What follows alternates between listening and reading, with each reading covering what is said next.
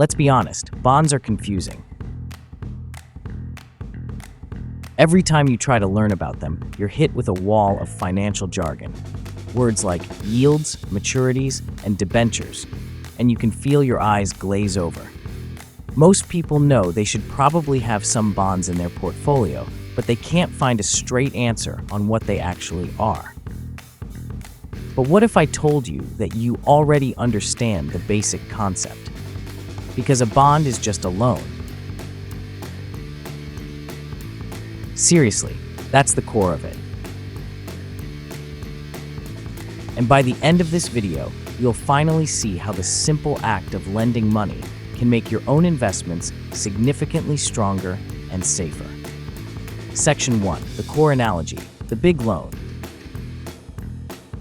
To really get bonds, imagine a huge company, Global Gadgets Inc., wants to build a new factory for $100 million.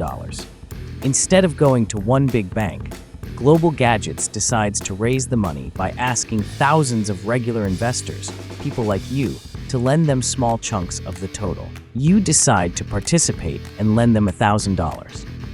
In return, the company gives you a formal IOU, a certificate. That IOU, that's the bond. It's the company's rock-solid promise to pay you back. This simple IOU has 3 key parts you need to know. First is the face value or principal. This is the amount you loaned them, your $1,000. It's the exact amount you're promised to get back when the loan is all paid off. Second is the maturity date. This is when the loan is due. If your bond has a 10-year maturity, that just means in 10 years, Global Gadgets will hand you back your original $1,000. It's that simple. And third, the part you'll care about most, is the coupon. This is the interest the company pays you as a thank you for letting them use your money. If your bond has a 5% coupon, Global Gadgets agrees to pay you 5% of your $1,000, which is $50, every single year until that maturity date. It's your reward for lending them the cash. So let's recap. You lent $1,000, the face value, for 10 years, the maturity, in exchange for $50 a year in interest, the coupon. Congratulations, you're a bondholder. Section 2, why this matters to you. Okay, so why would you do this instead of buying a more exciting stock? It boils down to a few incredibly powerful reasons: income, safety, and building a solid foundation for your finances. First up, income. That coupon payment is a predictable stream of cash. Think of it as a steady, reliable paycheck from your investment that you can count on. It's the reason you'll often hear bonds called fixed income investments. Second is relative safety. When you buy a stock, you're a part owner in the company, and its value can swing wildly. With a bond, you're a lender, not an owner. You have a legal contract that spells out exactly how much interest you'll be paid and that you'll get your principal back. This predictability is what makes bonds seem boring, but in the world of investing, boring can be beautiful. Finally, think of your investments like a house. Stocks are the upper floors. That's where you have the potential for huge growth, but also more exposure when financial storms hit. Bonds are the solid concrete foundation.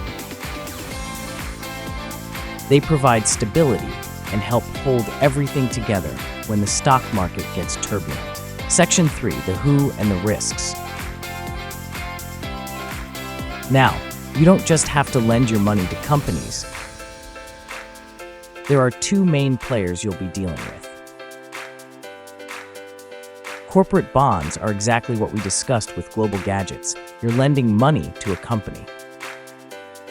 Because there's always a small chance a company could struggle or even go out of business.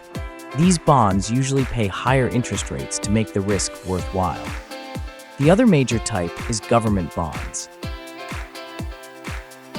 When you buy a U.S. Treasury bond, you're lending money to what's considered the most reliable borrower on the planet, the United States government. Because the government has the power to raise money through taxes to pay its debts, these are seen as the safest bonds you can buy. For that extra safety, you can expect them to offer slightly lower interest rates. But let's be clear, while bonds are safer, they aren't completely risk-free. The main risk to know about is interest rate risk. Let's play this out. Imagine you bought your 10-year bond from Global Gadgets that pays you 5%. A year later, general interest rates in the economy have risen. Now Global Gadgets is selling new bonds that pay 7%. Suddenly, your 5% bond doesn't look so appealing, does it? If you needed to sell your bond before it matured, you'd likely have to sell it for less than you paid, at a discount. The opposite is also true. If interest rates fell to 3%, your 5% bond would be a hot commodity and worth more. This seesaw relationship, when new rates go up, existing bond prices go down, is the most important risk to understand. So that's the whole story. A bond is just a loan. You're the lender, and a big company or a government is the borrower that pays you for the promises made.